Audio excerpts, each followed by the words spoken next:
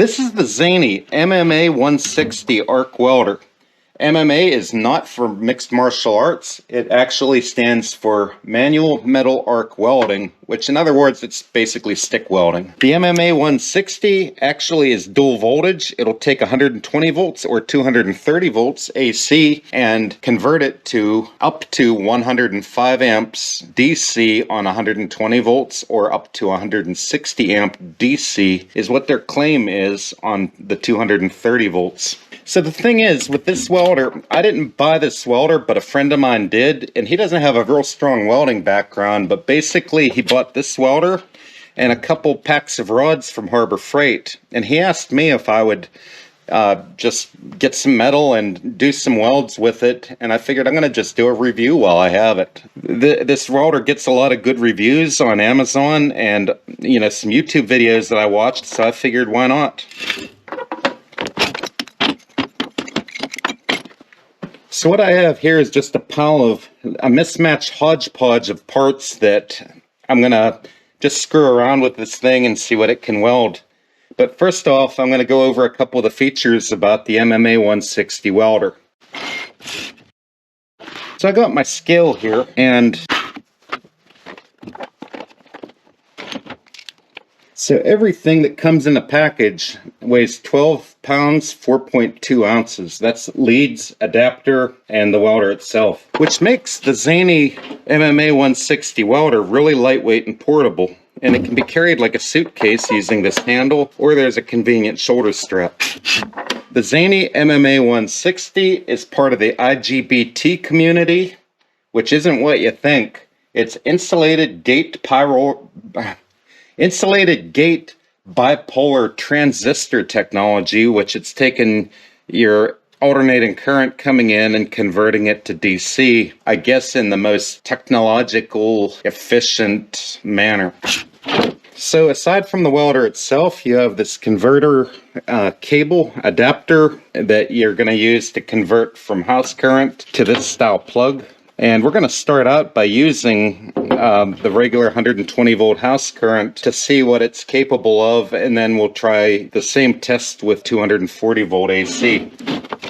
We have an electrode holder with approximately 6 feet of lead. It's not saying what gauge cable this is, but I'm going to say it's roughly 4 gauge or 6 gauge, which under that distance shouldn't be that bad.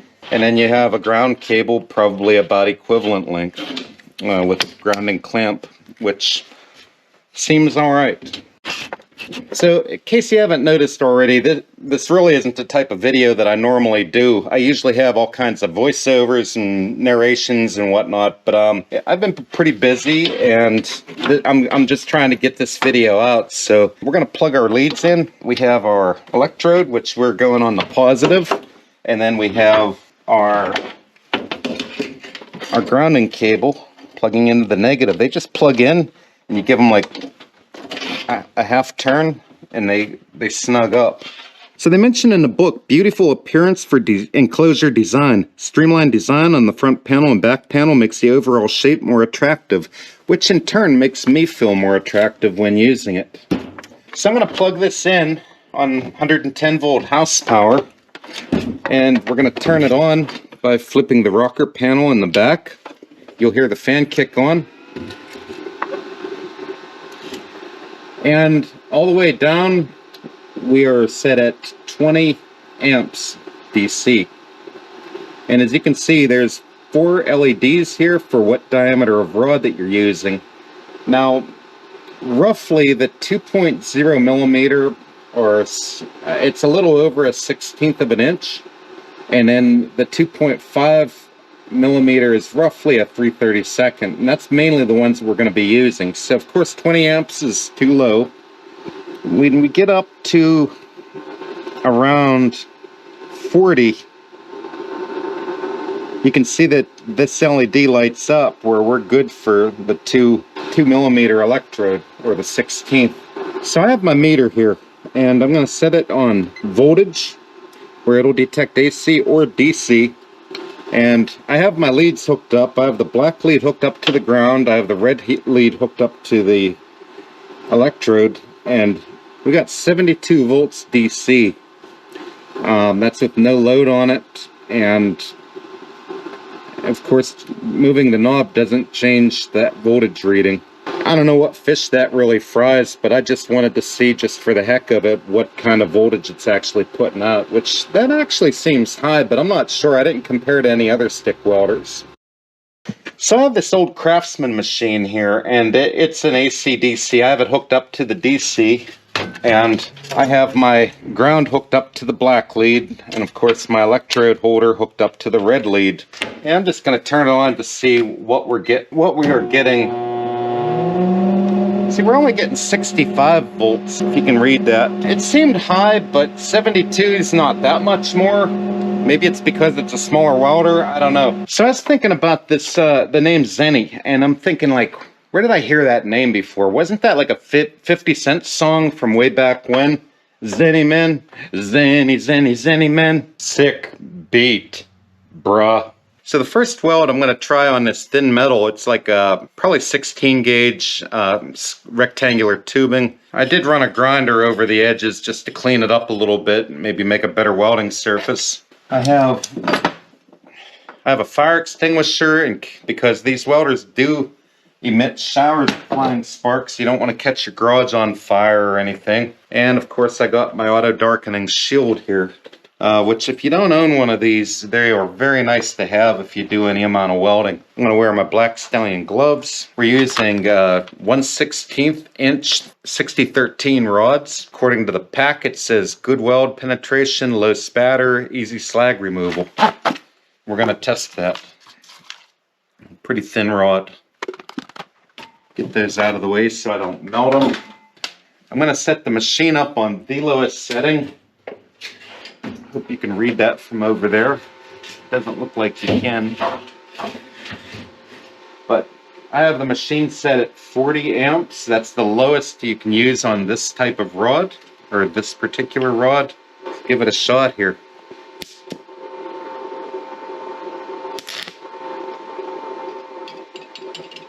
Okay, the first thing I'm noticing, it's pretty hard to strike an arc on it.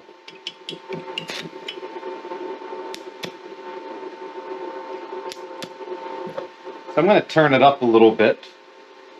Let me move the camera here, so you can see the actual welder and the settings that I'm using on it. I'm going to go up 10. So we're at 50 amps right now, using a 1/16 of an inch rod. Now, like, you'll see that there's a little cone that builds up over it. You got to break that off in order to get it to strike an arc again. So here we go. I'm going to give it another shot.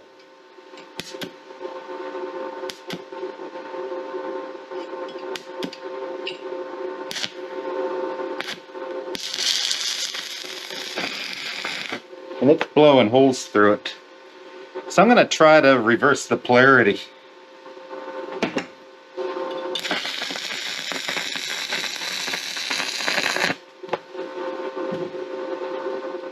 Actually, that was the ticket right there. You got to run those pretty fast in order to get them, to get an okay beat out of it. Doesn't look too bad, but I've done better. So I got this 1/4 inch thick material here I'm going to try using. We're going to set the machine up for 3/32 rod. Let me turn it up until that bottom light comes on right there. I'm going to go with 71 amps and see what we can get out of it. I couldn't get that piece of metal to clamp right in the vise, so I'm just going to tack it and then we'll clamp it in. The tack on each end. Move it over to the vise. Now, if we don't want that to cup, I'm going to have to flip it around and put a tack on the back side, which is 100% rust.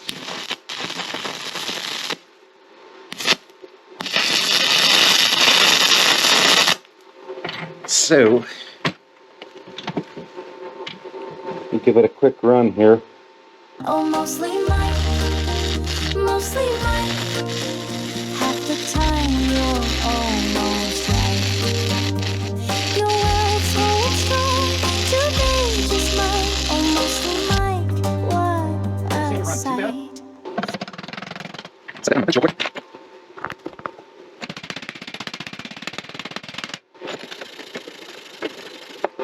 I've done better.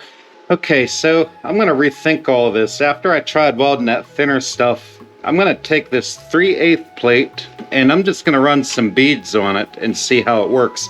Now the first one that I weld is gonna probably not be so good because this metal should by right be preheated before I start welding on it. So here we go. 3/32, 6011 rods, 71 amps on 120 volt.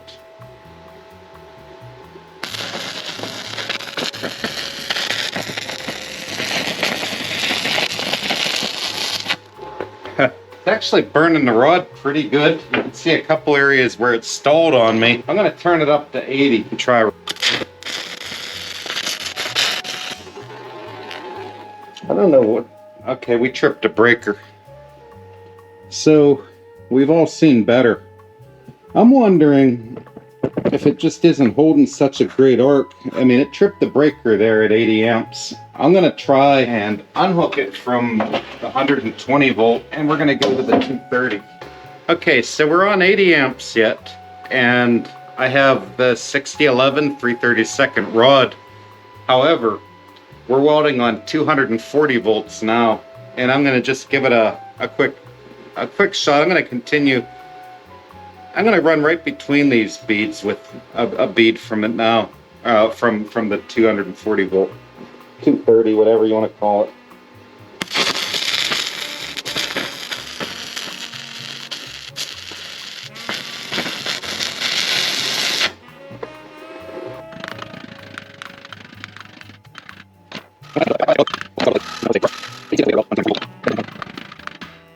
You know what? I'm gonna try one more thing before the night's over. Now I'm trying one of my rods. It's a 3/32 7018 rod, and I'm gonna run my bead out here on the far edge, or well, I'll say on your side of this other mess that I have here.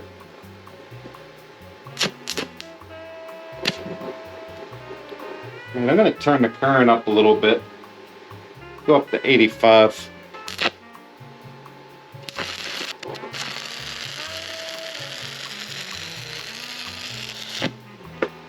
You know what? I think it's the rods.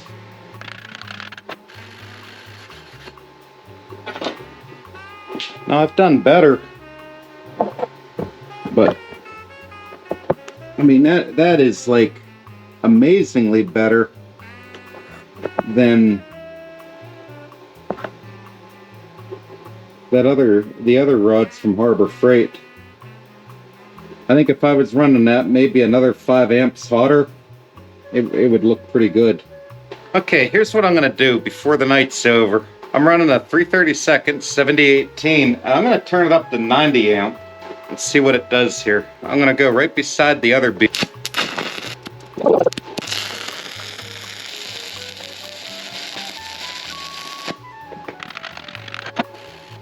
I think we're looking better. Aside from my inconsistency there, it's not bad. GoPro stop. Okay, this is gonna be our last run of the night. 90 amp with the 230 volt, and we're running a 7018 3/32 rod. There we go.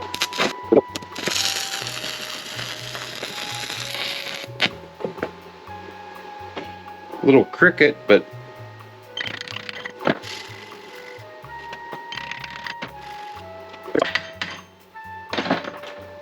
so really, it's not bad. It looks a little bit cold. I mean, I could have probably turned the heat up a little bit more on there, but keeping in mind that this is an $80 welder, that's not too bad. And that's on 1/2-inch thick steel. My final thoughts on the Zeny DC stick welder is that for the money, I thought that it performed very well. It took some screwing around to get the rods to burn right, and the Harbor Freight rods didn't do nearly as well as the brand name rods did.